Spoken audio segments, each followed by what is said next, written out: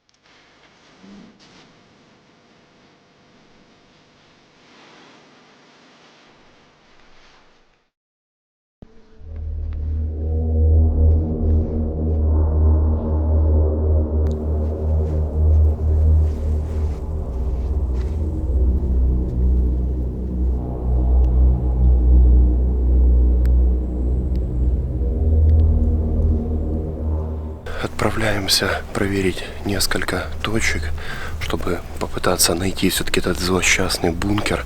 Даже если вход туда засыпан, уже понимание того, что он недоступен, уже, как знаете, от сердца отляжет. То есть уже будет понимание, что дальше его можно не искать.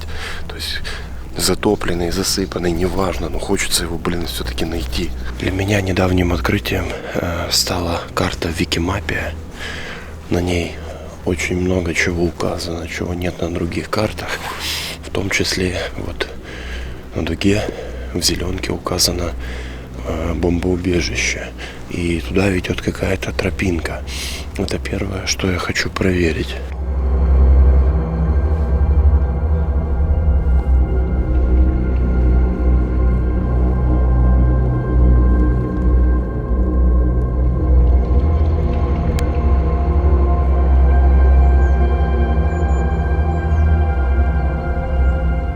лесная тропинка привела меня вот к этому маленькому зданию, которое стоит скрыто от вида в зеленке. Сейчас посмотрим, что там.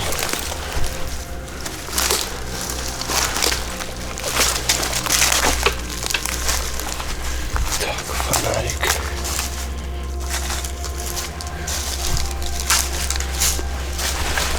Сено.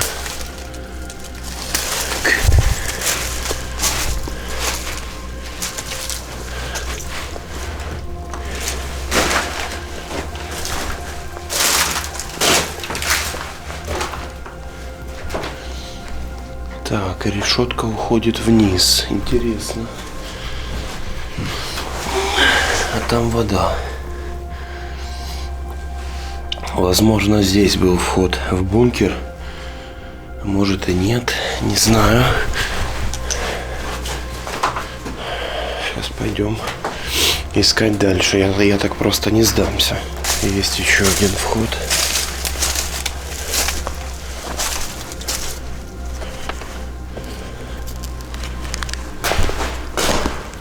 Тут тоже пусто. Да, не похоже.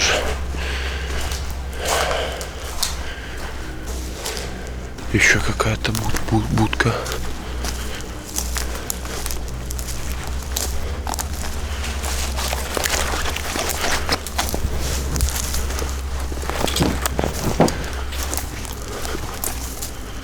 С какой-то хренью. Сейчас дозиметр достану. На уголь похоже, только мелкий.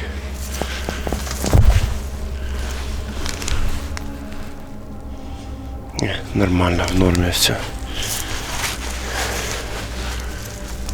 Интересно, вот встречаются здесь в лесочке такие вентиляционные трубы, какие обычно торчат из бункеров, чтобы воздух качать. И судя по количеству таких бугорков, вполне возможно, что его таки засыпали, и он зарос, и вход вот мы не найдем. Вот смотрите, еще торчит. Вот с чего бы. Да? Опаньки. Опаньки. Что это тут у нас? О, а вот это уже интересней.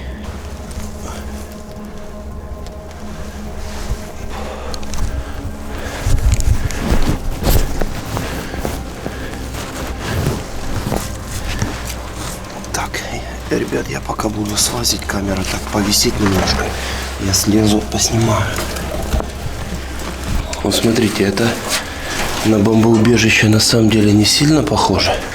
Это скорее какая-то блин, забыл, как она называется. Но вы поняли.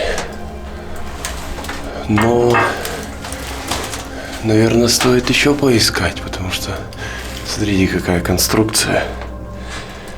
В принципе, может быть где-то. Сейчас еще похожу здесь, поищу.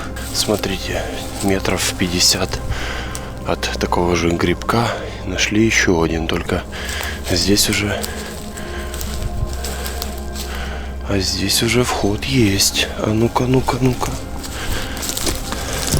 Я хотел сказать, входа нет. И тут бац. Валера!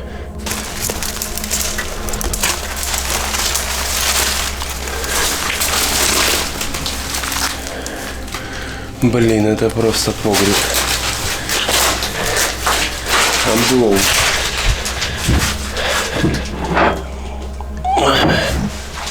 Облом. Быстро проверим другие здания. И если здесь нет, то, наверное, уже все. Ау!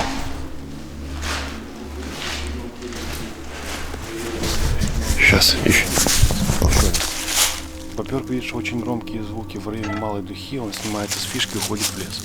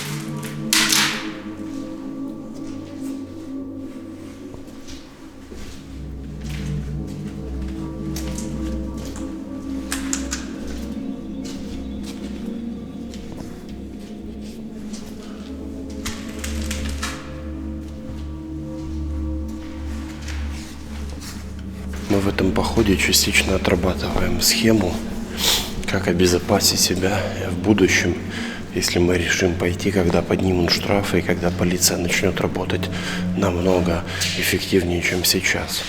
Вот пока мы ходим по зданиям в районе командного центра, точнее коммуникационного центра, бобер сидит в зеленке между двумя дугами и смотрит и слушает движение. И вот по рации доложил, что в районе малой дуги громкие звуки.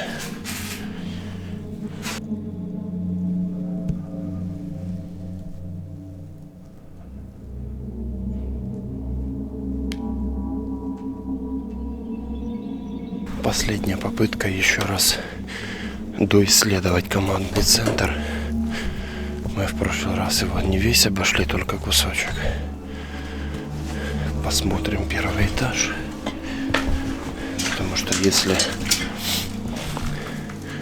вход в бункеры существует, точнее бомбоубежище, то он должен быть на первом этаже.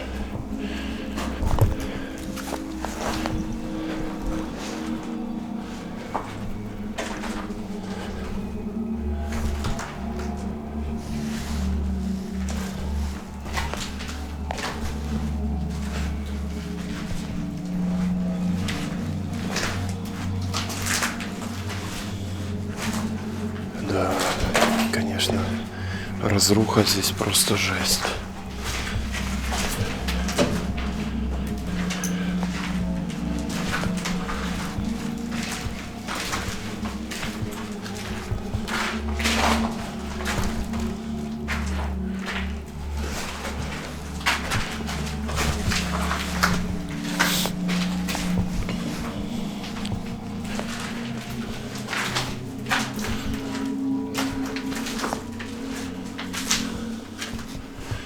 Если подумать логически, основной персонал работал именно в этом здании, в командном центре.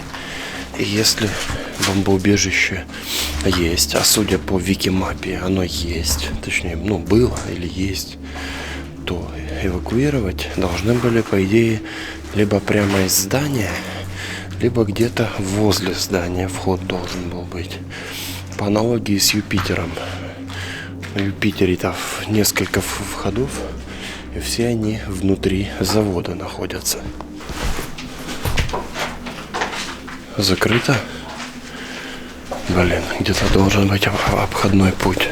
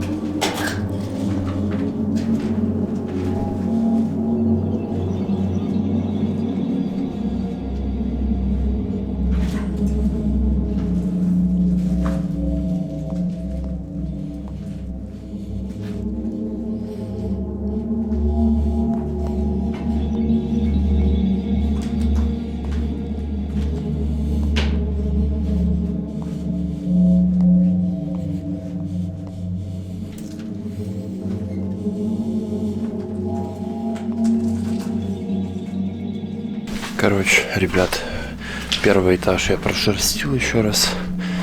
Нету входа. Сразу скажу, потому что найдутся те, кто напишут в комментариях, что Стас Полесский показывал. Это не то. Он показывал -1 технический этаж. Это не бомбоубежище. Так что мы уже двигаемся, как говорится, на большую землю.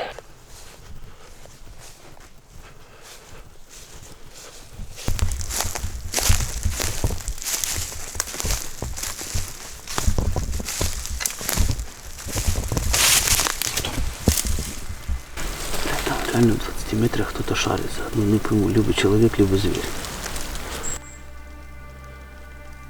Так давай лесом уходим.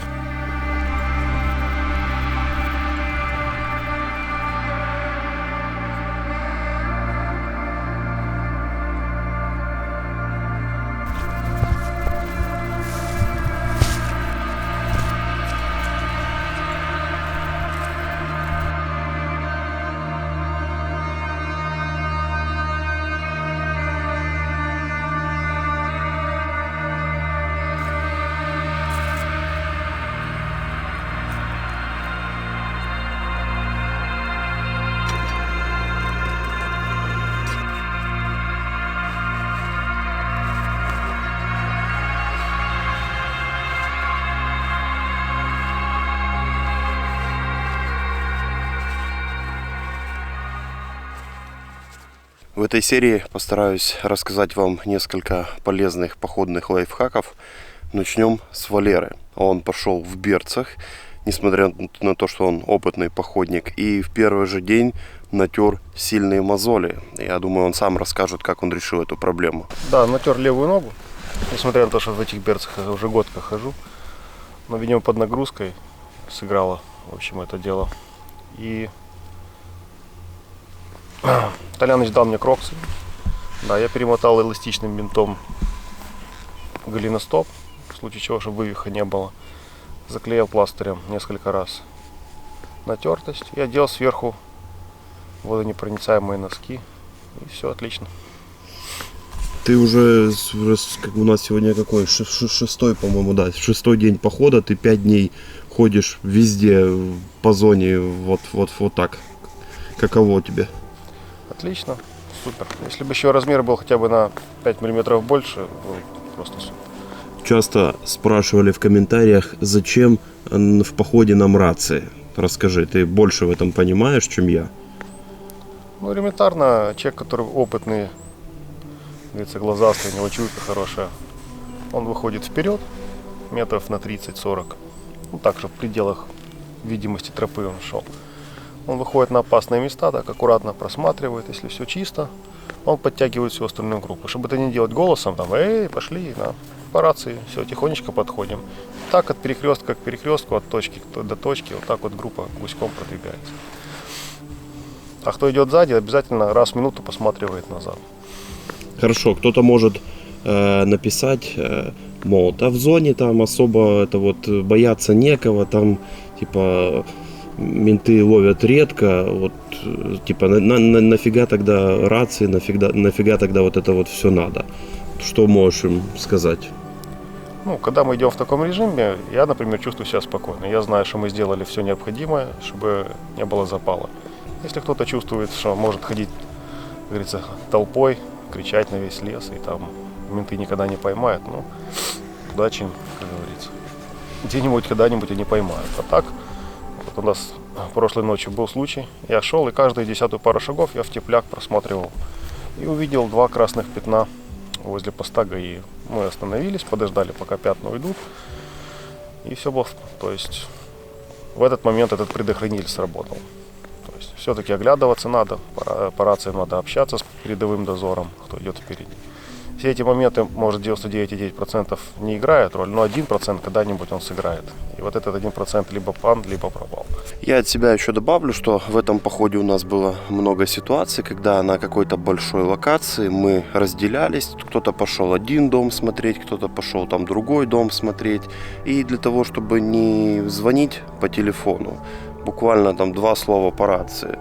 мы подходим там к такой-то точке, встречаемся там-то. Это очень удобно, это экономит время и лишний раз, как говорится, телефон в руки не берем. Еще по поводу обуви маленький лайфхак. Как превратить любые ботинки в более комфортную обувь в походе.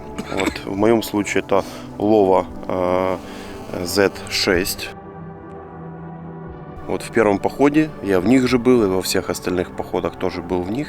В первом походе я вот пошел с оригинальными стельками, обычные какие-то тоненькие носки, поотбивал себе нахрен стопы на асфальте, понатирал мозоли. Потом купил хорошие носки, которые защищают от натертости, плюс дают дополнительную амортизацию, но все еще был в родных стельках, и уже стало чувствоваться, что есть какая-то дополнительная амортизация.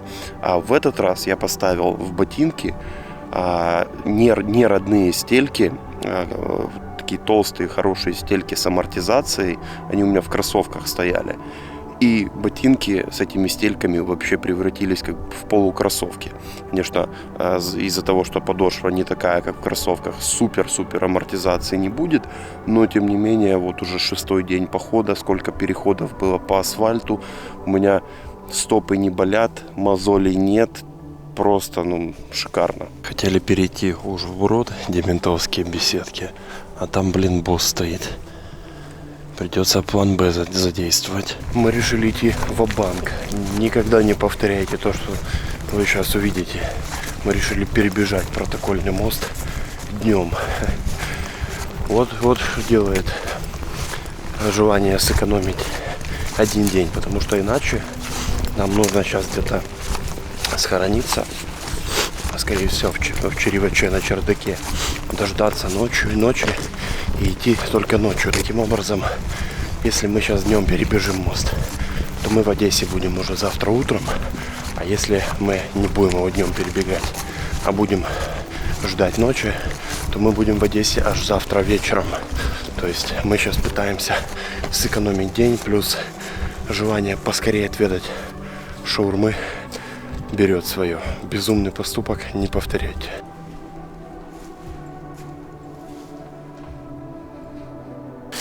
Вот это село Черевач, оно находится прямо возле моста по обе стороны. Летом, конечно, и весной здесь все настолько заросшее, что все эти дома вообще не просматриваются. А осенью идем, и открывается куча новых домов, которые никогда раньше не видели. Вот он, легендарный протокольный мост.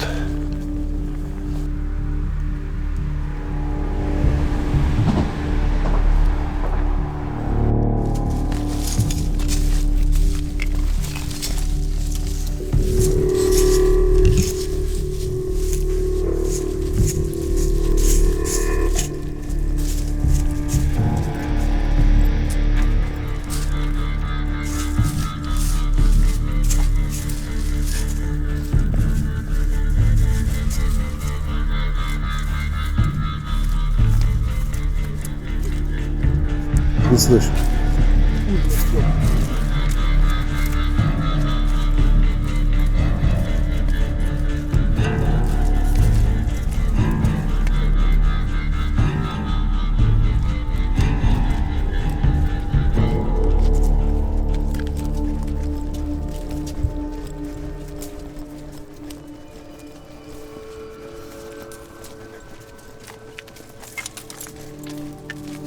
Давай послушаем, стой.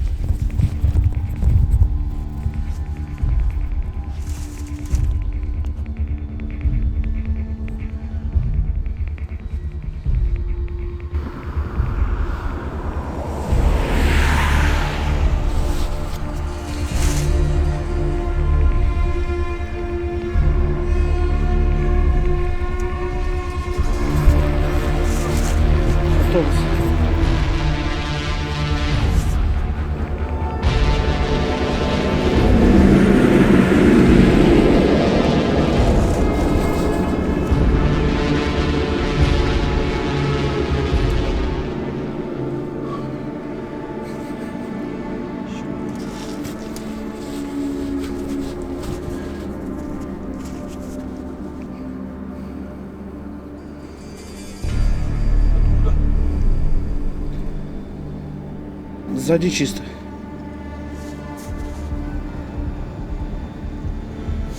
Чуть-чуть осталось. Едем.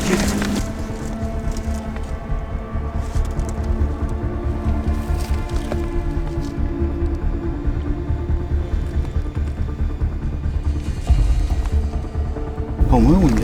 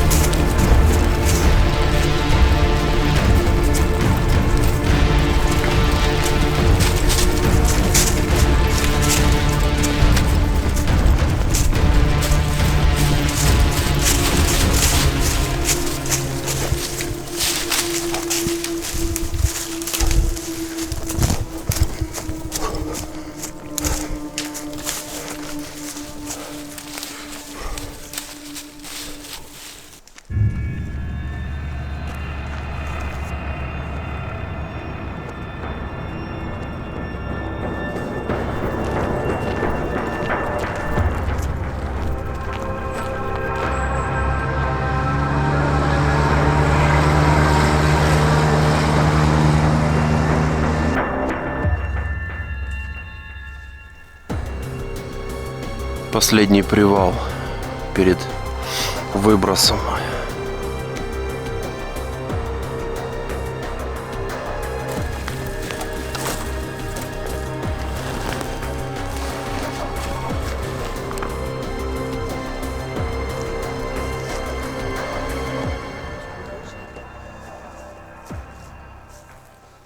Друзья, ну что, вот и закончился 4-й сезон наших нелегальных приключений в Чернобыльской зоне. Очень символично, что он заканчивается именно на этой остановке возле КПП Тетятки, где закончился и первый поход, когда мы сидели мокрые насквозь, дрожали от холода и благодарили Вселенную за то, что это все закончилось. Давайте подводить выводы. В трейлере и в первой серии я сказал, что у меня было я назвал 3 причины, почему я пошел так скоро, почему я пошел в ноябре. Первая причина была, я хотел увидеть зону такой. Такой имеется в виду поздней осенью, в ноябре, на мой взгляд, она самая красивая, и в ней можно разглядеть ту самую атмосферу из игры, и некоторые дни зона нам таки помогла, еще опустила туман, и было вообще мега круто.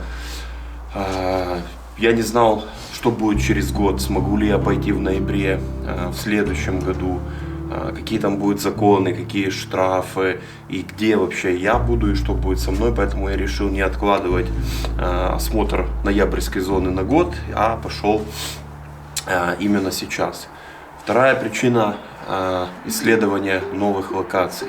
В этом походе я утолил свою жажду исследования, наверное, процентов на 200. Мы посмотрели 3 локации возле ЧС, которые никто не показывал, еще одну уникальную локацию возле нефтебазы, и в целом прогулялись по классным, небаянным местам. А может, как и все, просто погнался за богатством. Третья причина, я сказал, что, как и все, отправился за богатством.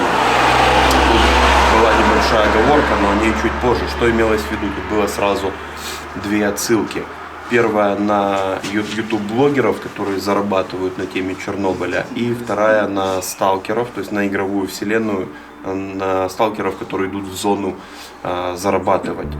Единственное, оговорился я сказал, как все. Конечно же, не как все, я хотел сказать, как некоторые. Просто оговорился и не успели уже перезаписать. И да, в том числе я пошел в этот поход, потому что реклама с этого похода позволит мне весной, как я уже говорил, поехать в США и Мексику и дальше развивать канал.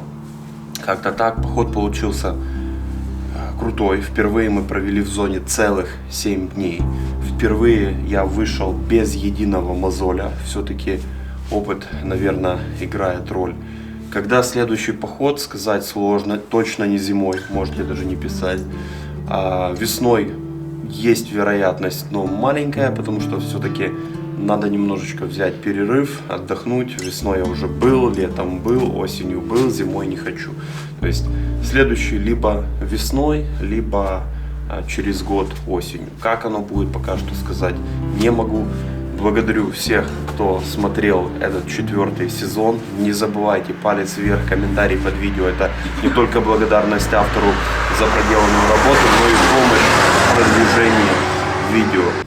Конечно же, я хочу взять комментарий у тебя, потому что на этой остановке у всех перворазников самые классные эмоции.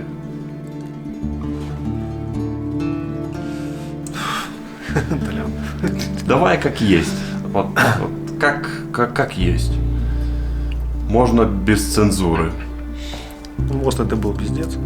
Я вам сразу скажу. Обратный. 5-й энергоблок понравился, хороший.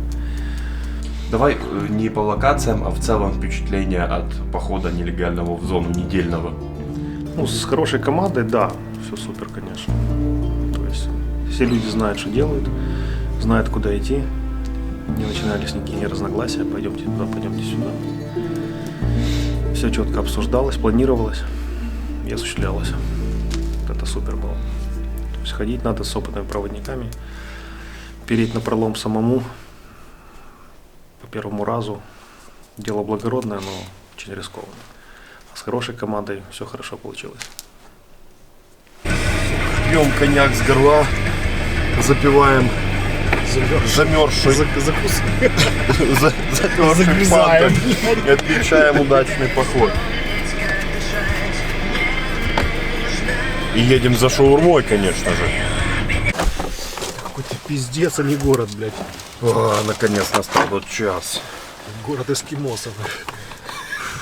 И моржей, блядь, которые реку вброд переходят. В реку вброд в эту температуру, блядь. Мусора просто спасли наши яйца, вы понимаете, это мужики меня.